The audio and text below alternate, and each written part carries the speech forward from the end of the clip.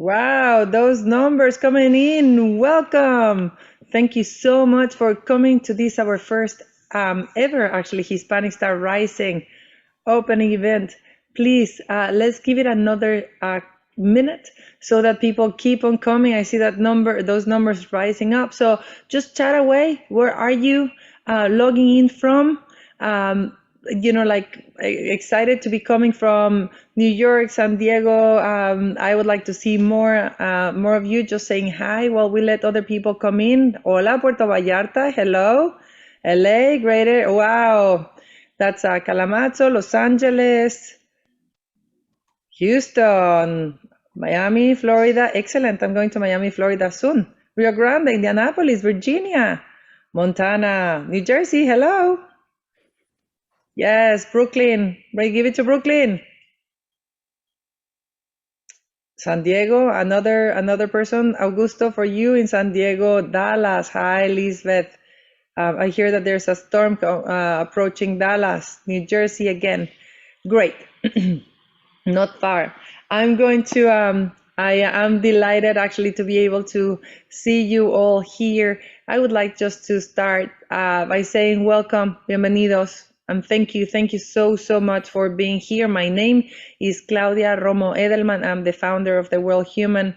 I was raised and born I was born and raised a marketer. I've been doing that for the last, like 25 years, same wine, different bottles, whether, but always a marketer for social causes, working for organizations like the United Nations, UNICEF, the World Economic Forum, the Global Fund to fight AIDS, tuberculosis, and malaria. My expertise is to create frameworks and that help global mobilization. So I've been blessed and privileged to have been able to work on the creation and launch of frameworks like the Sustainable Development Goals, or creating consumer frameworks for public health like the Product Red, to help the Global Fund to fight AIDS, tuberculosis, and malaria.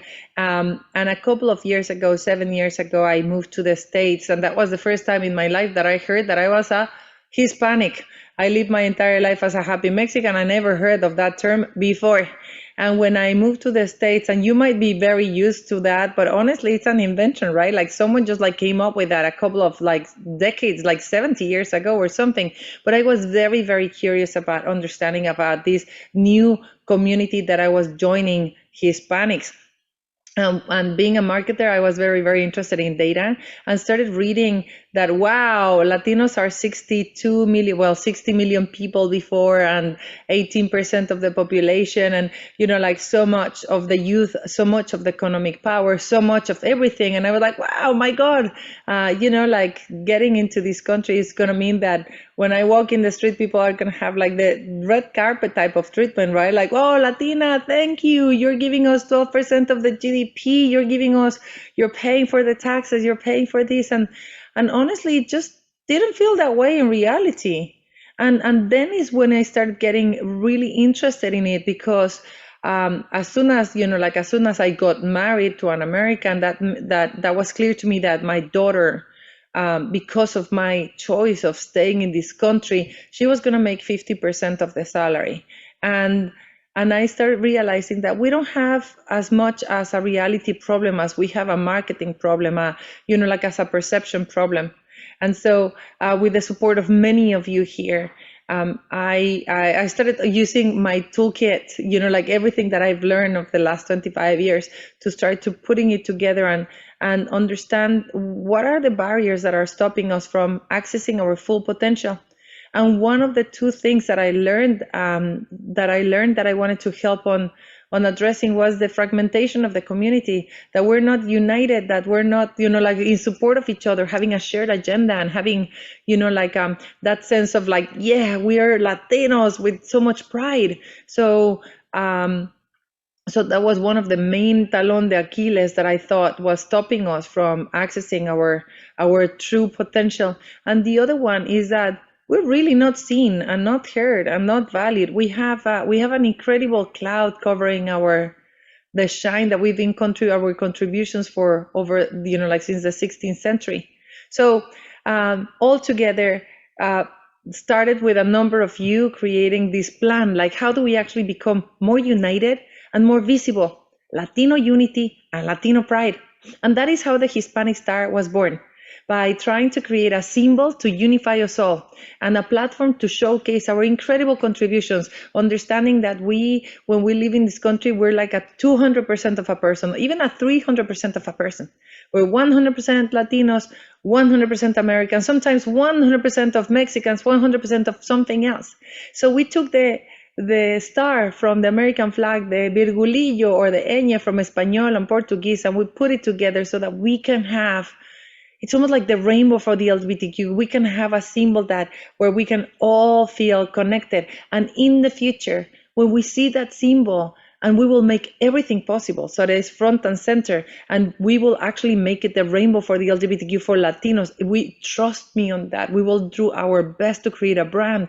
So when you see it, you think that's Latino empowerment, unity, and pride. And what is clear to me is that the country, these countries, it is what it is because a lot of it is because of our contributions. And we've been shining all along since ever, as I mentioned before, since the 16th century. We just have a huge cloud in front of us that has not let our shine to be seen. So I think that this attempt of actually inviting so many people to share their stories is a great way to remove that cloud together by starting actually letting everyone know, starting with Latinos, creating role models so that we can, if we can see it, we can be it. And not only that, but like really start fixing that reverse marketing problem that we have so that we can be seen to where we are. Stars of economy, stars of technology, stars of media, stars of architecture, stars of astronomy. We can keep on going. And I think that this book is an incredible collection of stars. I'm so proud of the 99 stories that we were able to attract. And these books, ideally, we're getting phone calls from people saying, there's a story in your book and I want to interview that person. There's a story in your book of someone, I would like to hire that person. So let's shine together. Let's share even more stories together. Be proud. You were chosen to be one of the first stars that we're going to start just like compiling so that when we start picturing it, we see stars shining together that form a constellation. And you're part of the first group of stars that is going to lead up everyone else so that we can let the sky be shining full of us, the Hispanic stars, understanding that America is made of stars and we were one of them. So congratulations for being part of these rules. Congratulations for being, like sharing your story and being a role model and feel proud, Latino unity and Latino pride. And for me, one of the best things that happened to me when I started getting into this space was to get to know Jacqueline Ruiz Camacho, this incredible pilotina that has started actually, and she's the publisher of this book, The Hispanic Star Rising Volume 2. And she created also Hispanic Star Rising Volume 1. And for me, when we start actually doing what Jackie did to me, she shared the access code. She opened the door for me. She said, we have to actually start doing things for each other and supporting each other. So here, I hope that this is the beginning of us telling our stories with pride and also taking someone with us, opening the door for each other, buying from each other, mentoring each other, being proud of each other. So, ladies and gentlemen, it's a pleasure to have you here today and to introduce you for one of my role models, Jacqueline Ruiz Camacho. Oh, thank you, Claudia.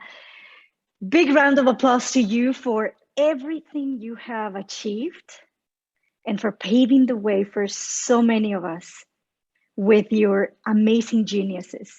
Because not only do you have one, you have multiple geniuses that, you're so talented, and the way that you bring us together, the way that you create that glue is absolutely inspiring and amazing. And we thank you for that. We thank you every day for everything that you do to pave the way and for all the initiatives that now have names and they have a logo, they have an identity, they have color schemes, they have a kit. I mean, that's incredible. Oh, and I'm so excited. Fasten your seatbelts, everybody. Your life is not going to ever be the same. If you, as amazing contributing authors, if you embrace this amazing opportunity to share your story, to connect with people, to connect with the fellow authors, your life, as you know it, will never be the same. You see, I embarked on this passion for books since I was 4 years old. And at the age of 26, I decided, after surviving cancer 2 times, I decided to create a book because I knew that if I wanted to share my legacy, that I could take a message and I could write it on a building with graffiti, or I could take a piece of paper and I could write it down, or I could also take a message, a voice message, and basically capture that message. But if I went back to my upbringing as a little girl and the books that shaped who I was, my babysitters, the core values that shaped every action that I took, becoming an experiment of personal development, I knew that the only way to create a legacy, especially after seeing death so close, was to create a book and become an author. So now all of you have this amazing opportunity, 99 of you, along with your book brothers and sisters from volume 1, 92 incredible stars, and together we're coming together to say, you know what, our voices need to be heard, and most importantly, our stories need to be shared in volume 2. I still remember the day that I brought up the idea to Claudia, and I said, I know books. I might not know how to do those amazing global campaigns yet, but I know books, and I know that books have shaped every part of my life, and they have created the most incredible vehicle to share our stories. Because your story now, as amazing contributing authors of Hispanic Stars Rising, Volume 2, your stories will have a permanent record in the Library of Congress. How amazing is that? I mean, let's give that a round of applause, because you are, your bravery, your amazingness, your stories, your struggles, your adversities, now, that makes me emotional, they'll have a permanent record in the Library of Congress. And for generations to come, if somebody finds a treasure at the bottom of the ocean and they open it up and they see this amazing book, they will say, the stories of Caesar, the stories of Natalia, the stories of Augusto, and so many others are now part of our life, and they are still relevant 200 years later. That's the value of a book. The format of a book is for a lifetime and beyond. So welcome to Hispanic Stars Rising Volume 2. Welcome to this amazing family. Welcome to the rest of your life.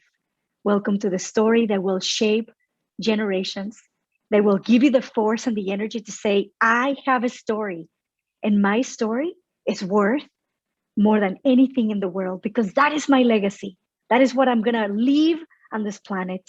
And even if I leave tomorrow, I know that I have planted a seed, and they'll now know about me.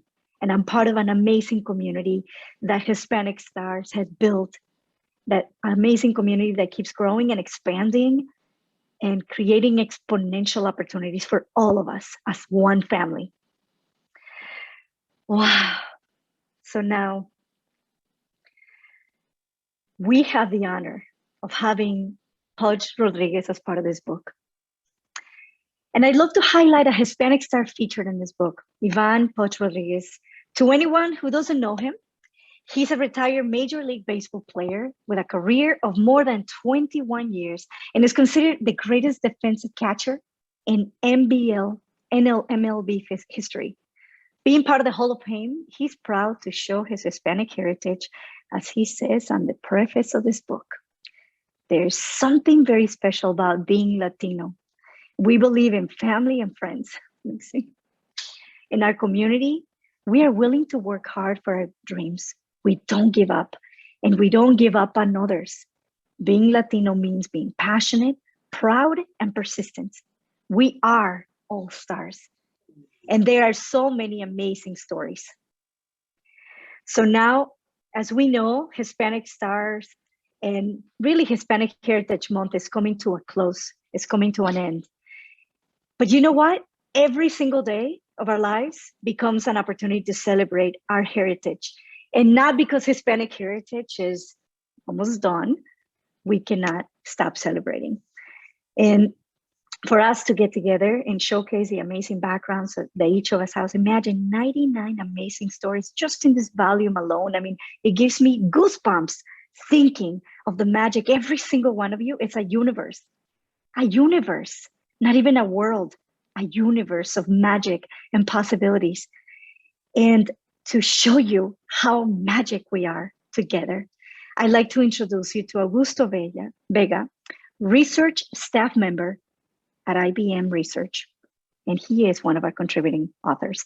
Dr. Augusto Vega is a senior research staff member at the IBM TJ Watson Research Center, involved in the work in the areas of heterogeneous systems and edge AI computing. Welcome, Dr. Augusto Vega. Thank you very much, Jackie. Thanks for this nice introduction. And I couldn't be happier and prouder to be part of this book initiative, to be part of this community. So thank you for featuring my story in this book. I mean, looking back, I always got inspiration from other people's stories to create my own path in life. So I think that now I have reached a point in life where I could share my humble story to others to also be able to carve out their own journeys, right? So for me, it's a little bit like a small act of love to do this. And yeah, I am very happy because of that. So if that's okay, I mean, I received my copy yesterday of the book. So I was planning to read my story directly from the book. So basically, I mean, this is a summary of what happened in my life and how I arrived here. But I fell in love with computers very early in my life.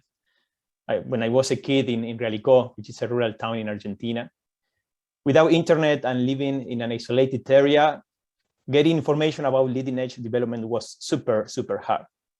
Still, I tried to read every possible book or magazine that passed through my hands. At the same time, I also learned that the real advances in the area were taking place somewhere else, very far, too far away from my hometown. It could have been easy to give up and just to put my dreams aside, but I did not. I created a plan, one that could take me all the way to reach my dream, to become a computer scientist for a world-renowned organization. My modest yet ambitious plan was based in two premises: cross one bridge at a time and work hard.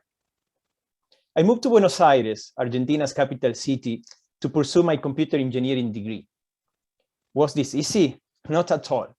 Suddenly, I found myself living alone in a huge city, far from my family and friends, out of my safe place. I tried to keep my mind clear towards a successful graduation to execute the next step in the plan, a PhD program abroad. I then moved to Spain to start my doctoral program in the computer architecture field at the Polytechnic University of Catalonia in Barcelona. What a journey. Again, I had to start over a new life in a new place, this time 7,000 miles apart from my family. I felt guilty. Yes, in some ways, I was leaving my family behind. But they supported me because they believed in me and they trust my plan.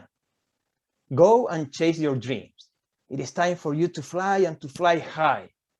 We will always be there, they told me. But they were always there. My father passed away a few years later. So did my grandparents. I miss them every single day. But moving back to Argentina was not going to change things, so I kept moving forward. A couple of years into my PhD degree, an opportunity to join IBM Research in the US came up. I didn't think twice and immediately accepted it. This is how I joined the IBM TJ Watson Research Center in 2010, where I met some of the most influential people of my life, including Dr. Pradeep Bose. Through them, I discovered the happiness side of doing research. Through them, I finally became a researcher.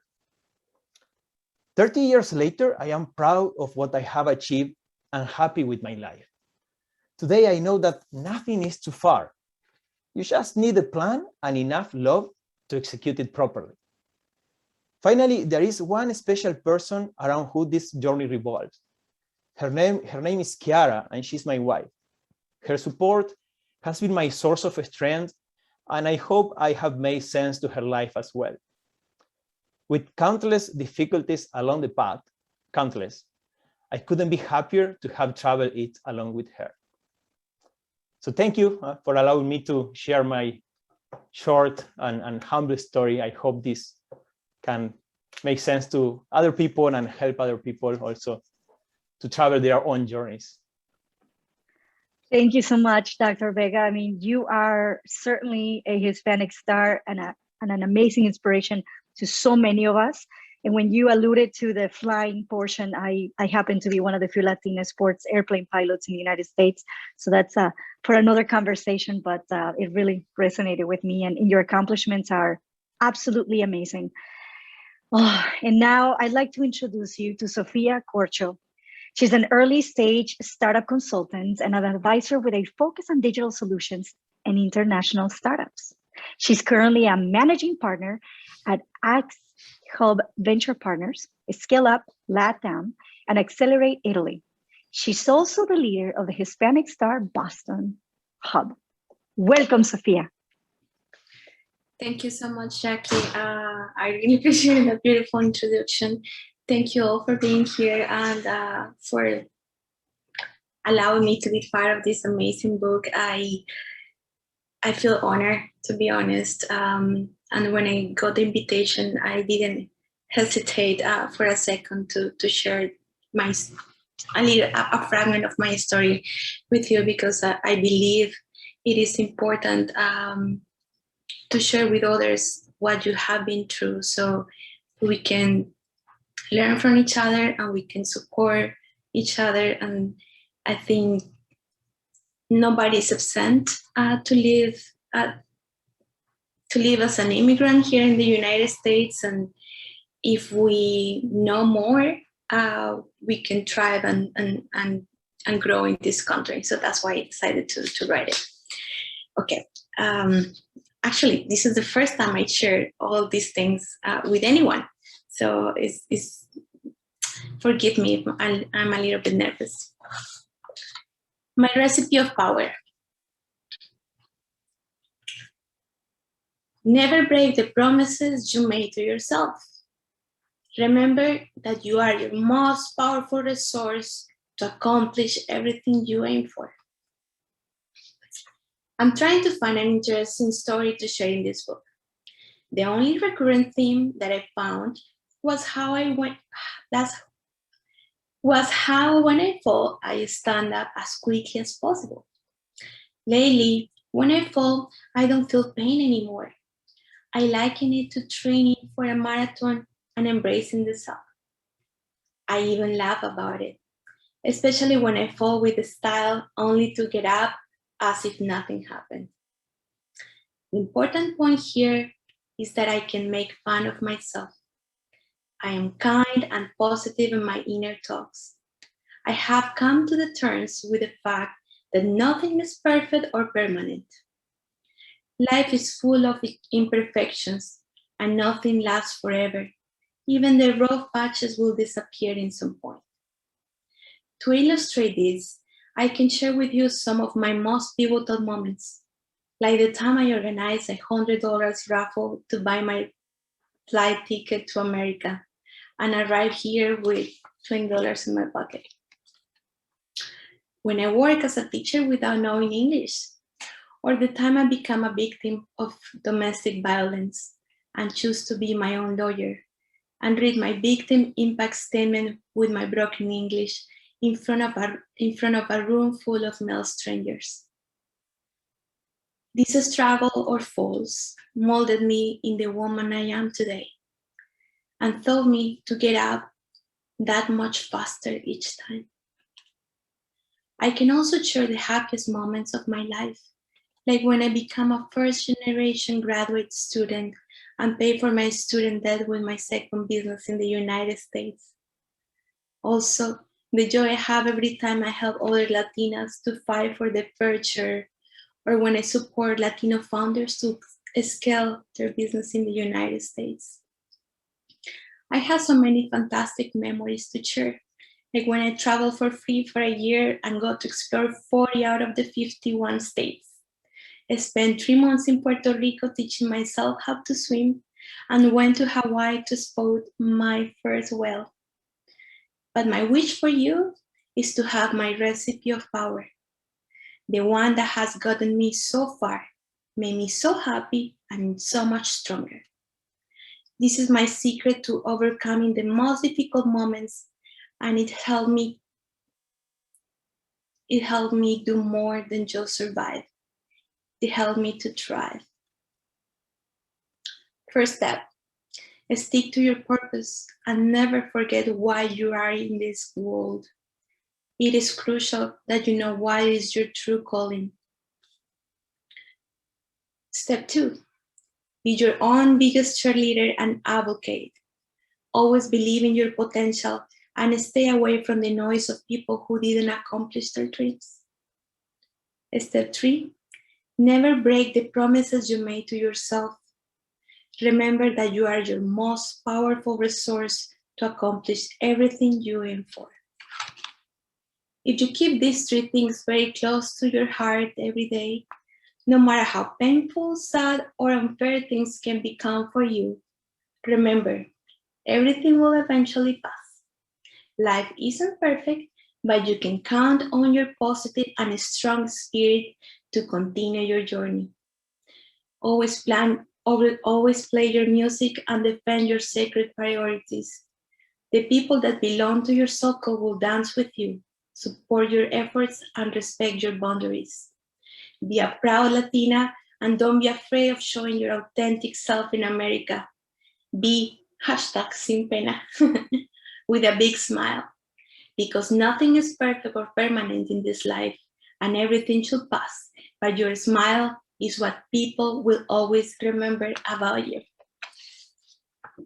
Thank you. I hope this little fragment of my story inspire others, and if you face a similar situation, know that there is a recipe for you to overcome this challenge. Thank you. Thank you. Thank you, Sophia. I can only say that it is a very impressive story, everything you've accomplished, in the most important thing, everything that you keep accomplishing every day in the legacy that you're creating. Our third author is Cesar Morales. He's an experienced bilingual Latino leader who believes the key to positive results is effective coaching.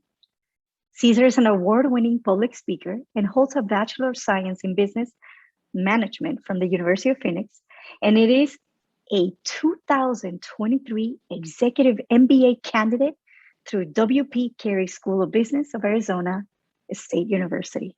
Please help me welcome Cesar. Hola, thank you for having me. Saludos a todos. I just want to start off by saying thank you to Claudia for the movement you've started, and Jackie for opening the door to share our stories. Congratulations to our 99 contributing authors. It's an honor to be part of this group. And I love what Jackie said about, planting the seed and sharing our legacy, right? I think the more people hear our stories, the more I hope they can appreciate the resilience of nuestra gente and the relentless grit we display every day. I think behind all these great stories, there are unsung heroes like Augusto shared about his wife, and as you'll hear today in my story, my mom, who deserves to be treated with dignity and respect. So here's my story. I call it La Bienvenida. Coming to the United States from Mexico at age 6 was a culture shock for me. My parents, my brother, and I came with little else besides the clothes on our back. Mi mamá was a superstar accountant in Mexico. I'm sure she would have owned her own business by now. However, she chose to follow my dad in pursuit of the American dream. That dream soon turned into a nightmare. We did not speak the language, so my mom had trouble finding a job in her profession, and she cleaned restaurants instead. She was treated like a second-class citizen, or as we were officially referred to then, an illegal alien. Those words were so dehumanizing. So many teachers mispronounced my name, and in school, I got used to it. But by third grade, my teachers' belief in me changed my path. It was then that I realized my path to a better future was through education. I fought hard to learn English, and before I knew it, I was making honor roll and receiving high marks from all my teachers. I remember my mom celebrating any little achievement I ever had, even if it was just a spelling test. She would place it on the fridge and tell me how great she thought I was. Eventually, I graduated in the top 2% of my high school and received a full ride scholarship to college. Once I began my professional career, I noticed that far too often, Spanish-speaking people are treated differently in business settings. Whether as a customer or an employee, if our skin was not a fair complexion, or if we had a hint of an accent, we were deemed unintelligent or treated like our dollar didn't count. I remember many instances of my family receiving subpar customer service, and I couldn't help but think it was because of our ethnicity. Today, I work as a leader in serving Spanish-speaking customers with American Family Insurance. I created a bilingual unit, El Centro, within my organization that has multiple layers of bilingual support. My goal is to make sure our people are being valued and seen through impeccable customer service. We focus on La Bienvenida to ensure our customers feel welcomed and valued. I want my team to treat our customers as I know they are, as we are, with dignity and respect, as valuable and worthy of our time. I will never forget when my mom wasn't treated that way. She deserved so much better. Many don't realize the difficulties that they will face as they leave their home country in pursuit of a better life. There were moments of fear, days with hunger, but one thing I'll never forget is feeling like I didn't belong. Every day when I work with nuestra gente, I do it with my mom in mind.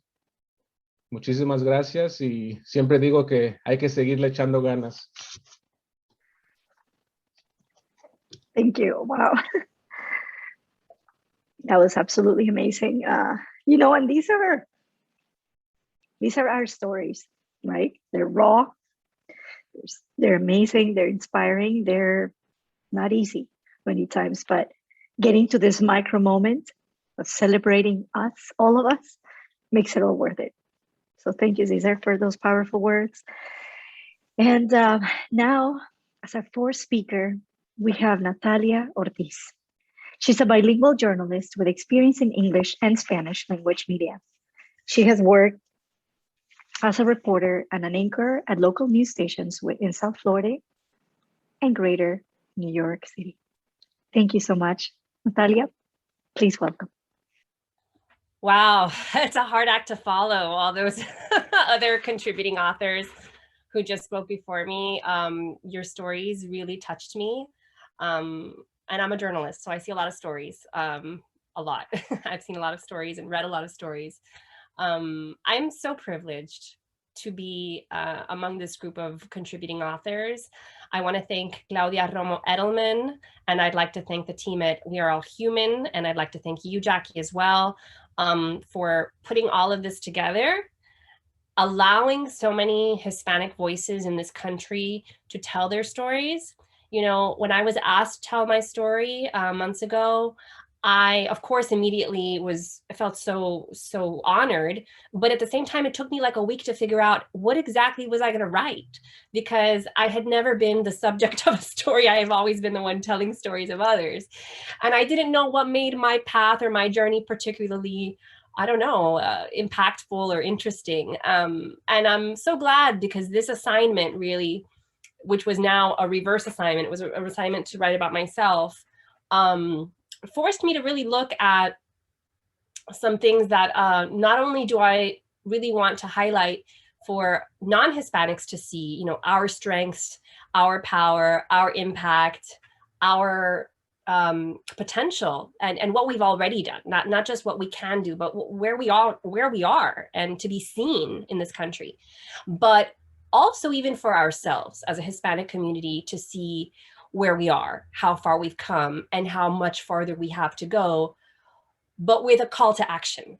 Because I think we need to have others become aware of how we are to be treated, but also I think we need to treat ourselves with a lot of respect. And oftentimes I think that for whatever reason, there's something going on in our programming that we don't value even ourselves amongst ourselves. And so I think that became my call to action. Of course, this was based on my own experience. Not on any kind of survey I took or any kind of statistics I looked up, but it is something that I have noticed, particularly in my industry, but I suspect it's not limited to my industry. So I want to now share my story. And I am also going to read, just like Dr. Augusto, from the book directly. To think in English and speak in Spanish. I was born and raised in the United States, of a Cuban mother and a Colombian father. Once I started school, English became my primary language. It's a language in which I think. Yet, as I grew into an adult, I became borderline compulsive about translating every word into the language spoken at home, Spanish. Thus, code switching became my superpower. When I became a broadcast news reporter, being fully bilingual and bicultural served me very well. Because of it, I was able to land jobs at local news stations owned by Univision, Telemundo, News 12, and NBC, among others. But here's the reality. While most media companies I worked for seemed eager to hire bilingual journalists, few, if any, were willing to compensate us when we did double the work of our monolingual counterparts. And the ugly truth that many of us don't openly speak of is that sometimes the people in charge were Hispanic themselves. The biggest tragedy is that we take advantage of ourselves. In the beginning of my reporter chapter, I assumed that delivering English and Spanish language live shots on the same day, sometimes during simultaneous newscasts, would be respected, even considered badass, or that shooting, writing, and editing the same special or sweeps story, as we call it in our industry, twice, one for each language, would be greatly valued.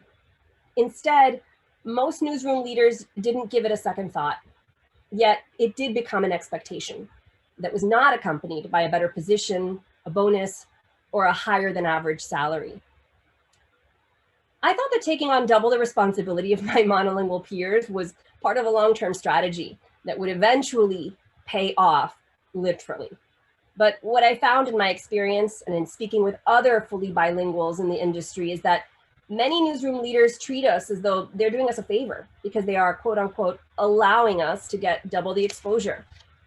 Many rookie reporters take the bait, all for the chance to secure a solid footing in the industry. And for me, it did that. But once years passed, the added responsibility, minus the proper remuneration, became more of a burden than a source of prestige. I am thankful for the opportunity God and all my hiring managers have given me. I would not be the journalist I am without them. And some of them have become my mentors and sources of support. However, I would be remiss if I did not point out the grievances sometimes inflicted by members of our own Hispanic community. So my message is this. As the largest minority in the US, it is imperative we learn that solidarity is not about enjoying each other's foods and celebrating each other's customs. It's about taking a stand for each other as humans, especially in the workplace. The skills that distinguish us from our peers add value to the organizations we work for. And until the Hispanic community can learn to band together instead of perpetuating our own exploitation, we will never be able to effectively demand that non-Hispanics give us the same respect and compensation. Because I'm working with for myself. Thank you.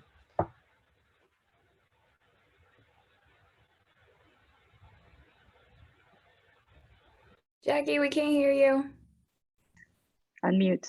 There we are.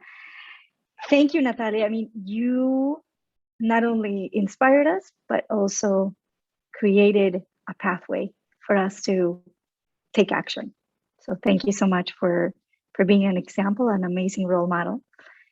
And the stories that you've heard today are only 4 of 99 incredible stories. Stories that will touch your heart, that will make you laugh, cry, jump, and most importantly, will make you take action. And now, as we have a little bit of time left, I'd like to invite about 3 to 4 authors to basically tell us in a short mode, what does it mean for you to be a contributing author of this amazing book? I'll give the microphone to the first person that raises their hand. Let's see here. If not, I'll call on a couple people here. Let's see. Blanca Ortiz Skelding. Tell us what does this mean for you to be able to share the story? And is this the first time that you're sharing the story as an author? Hi, everyone. I'm Blanca Ortiz Skelding. I guess just to introduce myself to everyone, first off, congratulations to all of you. To those of you that have shared your story, it is unbelievably inspiring, to hear that the struggle, I think, that we've all gone through in one shape or another, has just made us stronger as a community. Yes, I guess technically, yes, this is my first time sharing my story as a contributing author. For me, being a part of this book, it's almost a culmination. So I am first generation American. My mother is from Guatemala and my dad is from Mexico. And I'm getting emotional. They came to the United States, like I think many of us in pursuit of the American dream, to give us kids a better life. In my story, I share the fact that neither one of them has a 6th grade education. And I'm the first one in my family to not only graduate high school, but also get a college degree. And, to be able to share my story and hopefully inspire someone else, growing up, I'm an engineer. And growing up, I didn't know what engineering was. I didn't know anybody that was an engineer. I didn't have any role models that looked like me. And so to be able to put myself out there that way and be able to give back this way to hopefully inspire, the next generation and show them that it doesn't matter if you're the first one to graduate high school and go to college. It doesn't matter if you're parents of immigrants. It doesn't matter if you grew up on, food stamps and government assistance. If you work hard, you can get there and you can achieve whatever you set your mind to. And, this to me is a culmination of all the hard work, all the sacrifices that my parents did for us kids, for, all those naysayers that, have tried throughout my career to put me down and say that I wouldn't amount to anything. This is living proof that you can achieve. And it makes me extremely proud to be a part of this group and, to be among all of you, because it just, shows how strong we are and how resilient we are, and that we are proud to be Latino, and that we are going to embrace that head on and show everybody what we're capable of. And this is just the beginning. Thank you, Blanca. Yay for Latinas in STEM. Thank you for paving the way. So proud of you and exciting.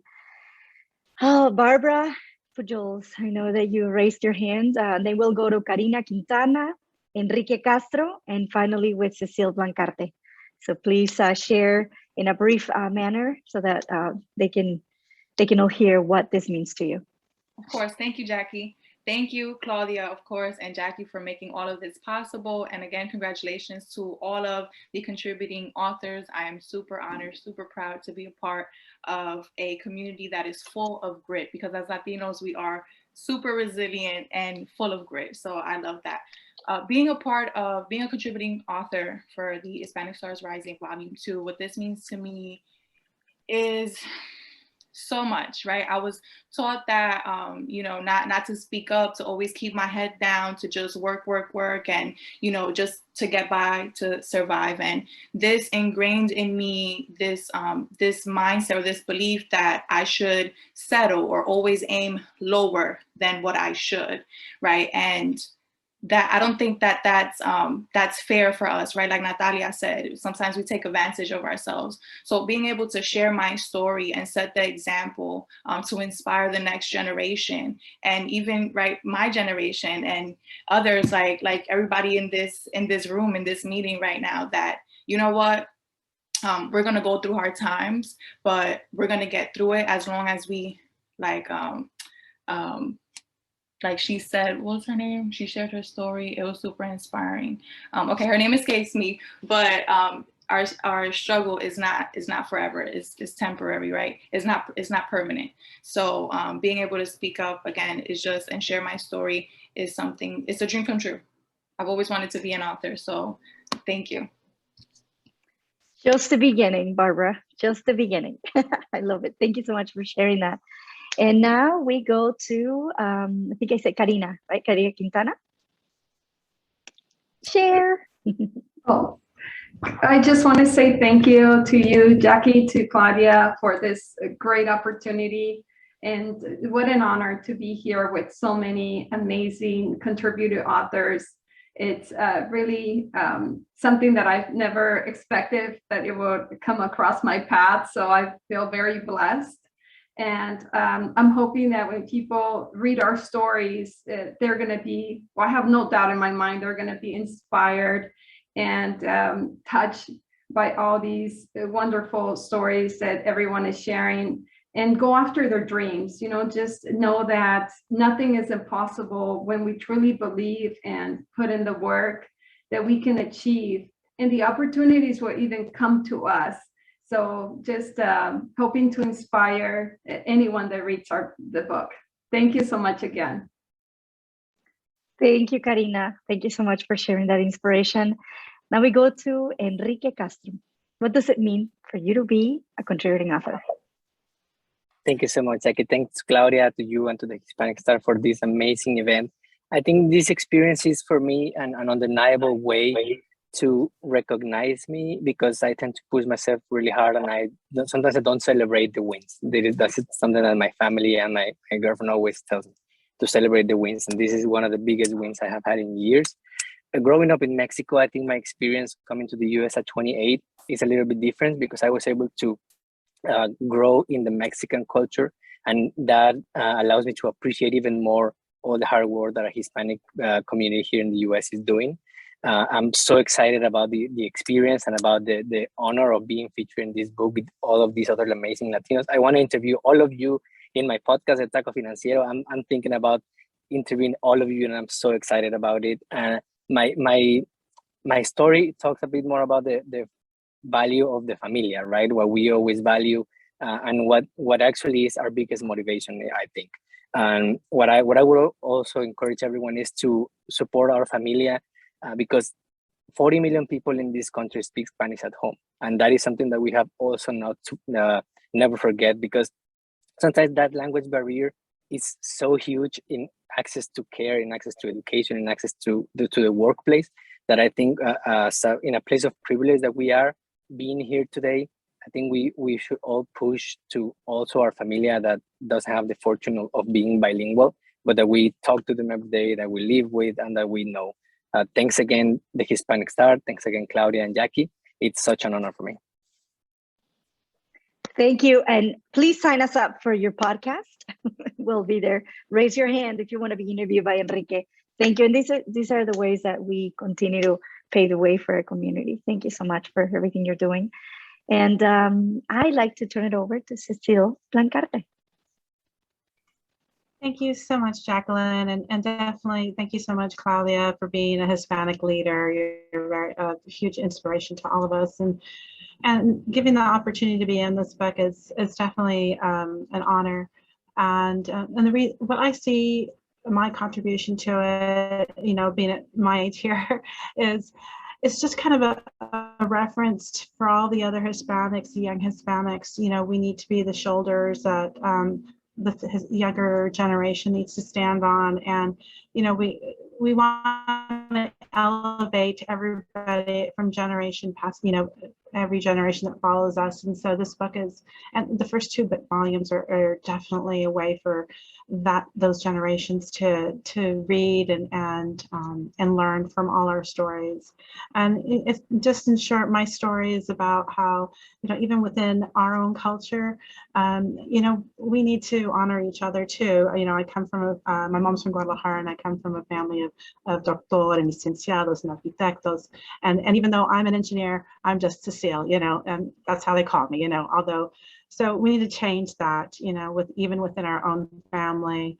And, you know, thank you so much again for this opportunity. Thank you. STEM rocks, right? As a pilot, I'm heavily involved in that. And we're going to give an opportunity to a couple of other people that raised their hands. I noticed Amparo de la Peña wants to say something, and Jennifer Lopez, and then we'll kind of move on to the next portion of our program. So Amparo, please tell us what it means to you. No, I wanted to repeat a little bit what other authors have said of being extremely thankful for having the opportunity of being part of this amazing group. And I haven't still digested all the stories. I got my books and I got some extra ones because I want to give them away to family and friends. But they're extremely grateful. And someone mentioned celebrations before, and that's a little bit of the topic of my story about how using celebrations not only to celebrate the good stuff, but also the bad stuff and lift you up from there. So what I hope to do is, again, trying to inspire the next generation and you know, show them a different way to do things, where you can celebrate and be grateful even when you're down, and then just follow, you know, ask yourself what if and why not, and follow your prompts through life. Thanks again. I love that. The word, Amparo, why not? Why not? Why not us? Why not our community? Why not me, right? And that's what that question can open up so many doors. And finally, Jennifer Lopez. Hello. I know you raised your hand as well. Thank you. Can you hear me? The amazing, yes, we can hear you. Awesome. Thank you, Jackie. And thank you so much, Claudia. I'm so excited. I'm looking forward to connecting with many of you in LinkedIn. And honestly, I'm here and I'm so humble because finally I get a way to really share my message to stop the cycle. And when I talk about stopping the cycle, is that my story is about embracing your authentic self. Like for many years in my career, because of the feedback, I'm trying to fit in and trying to just please. I focused so much in trying to be somebody who I was not that I lost my charm. I lost who I was. And that's whenever I learned along the way that whenever I actually was able to be at my best, and it was whenever I was embracing all of the sides of me. So I call it being an intentional unicorn, because for the longest time, I tried to hide the things that I thought that were sticking out for the wrong reasons, instead of just, you know, putting a flashlight on it and shining it really bright, because we bring so much. And people need to see more role models that they can accomplish amazing things by being their authentic selves and not trying to be somebody else. So we need more role models, we need to break the cycle, and we need to expand what talent and leadership looks like out there. Thank you so much for the opportunity. Thank you. The intentional unicorn, soon to be published as well, right? And all of you have so many other dreams and so many amazing things. And you know what? This could not be possible without an amazing team behind this. The stories, the curation of the stories, the revision, the design, the postables, leading to this micro moment of exponential happiness, leading to this moment where you get to meet the other universes, the other amazing people that even one conversation can spark absolute magic. So with that, I want to tell you that I am so happy and so proud to have worked with an amazing team that made it all possible. The team of Hispanic Stars, the team of We're All Human, Yali and Michelle, we worked together to bring this volume 1 and volume 2 to life. And with that, I'm going to leave you with one of the best team ever to bring this amazing story. So back to you, Michelle Iyali. Take it away. Hello, everyone. So you may know me just by email because I've been emailing you all along. I just wanted to say thank you. And I've been hearing that all of you are kind of worried or are kind of concerned about the impact these stories are going to have. I have to say I might be pretty young for many of you. I'm 24 years old and I've been working this project, and I just think that for a beginning, it's a great start that you already inspired me. I'm Latina myself, and I feel all the love and all the power in each one of all of your stories. And also, I just going to say, this is just the best way to close Hispanic Heritage Month. I'd love for all of you to keep connecting. So we're gonna share with all of you a LinkedIn group, so you can keep on chatting and just keep on looking forward for the next volume. And thank you so much. Thanks, everyone. Iyali's the real hero behind the scenes from our side. So she's 24 and going to do amazing things if you can't tell. So thank you guys for the courage to share your stories and inspiring us. As a non-Hispanic, I feel honored to even just get to know these stories and hopefully just help in sharing them further. So thank you for all that you guys have done. This is only the beginning, as Jackie had said, and honored to have been able to help however we can. So thank you all. Join the LinkedIn group, keep connecting, and stay tuned for more. Thank you. Muchas gracias. Bye. Thank you. Adiós. Saludos. Gracias. Gracias. Bye, everyone. Thank you. Adiós. Gracias. Thank you.